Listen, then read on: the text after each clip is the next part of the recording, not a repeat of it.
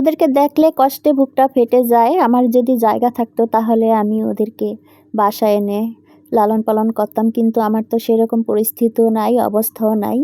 তো এই যে দেখেন, ওই যে এই ভাইয়ের টুলের নিচে মুরগি যে কাটে, টুলের নিচে এরা দুইজন ছোটোবেলা থেকেই এখানে দেখতে দেখতে মাশাআল্লাহ অনেকটা বড় হয়ে গেছে।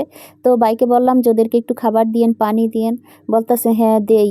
তো এখান থেকে এই যে মুরগির যে নাড়ি বুড়ি থাকে, ময়লা থাকে, সেগুলো কিন্তু খায়া বড় হয়। আর এদিকে আবার বাচ্চা দিছে, এই যে দেখলে খুব মায়া লাগে। তো ওই যে একজন ঘুম আসতেছে, আমি ভাবছি মারা গেছে, তো ভাইকে জিজ্ঞেস করলাম ও কি মারা গেছে কিনা, বলতেছে না ঘুম আসতেছে। আর এই দুইজন কিন্তু খাইতেছে। এর আগে আরও 2টা বাচ্চা মারা গেছে, দেখছি রাস্তায় পড়েছিল, আরেকটা গাড়ির নিচে চাপা পড়ে মারা গেছে। তো এই ভাইকে বললাম যে ভাই ওদেরকে একটু খাবার দিয়েন, এই যে মুরগির যে উচ্ছিষ্ট অংশগুলো থাকে সেগুলো না ফেলে ওদেরকে দিয়েন। আর ওরা দেখেন এই যে দুইজনই টুলের নিচে খুব সুন্দরভাবে বসে থাকে, আমার দেখতে খুব ভালো লাগে। তো আর কি বলবো বলেন, আমার তো ওরকম সামর্থ্য নাই। তো এই মুরগিওয়ালা ভাইদেরকে বলি যে ওদেরকে মাঝে মাঝে একটু পানি দিয়েন আর খাবার দিয়েন। তো সবাই ভালো থাকে।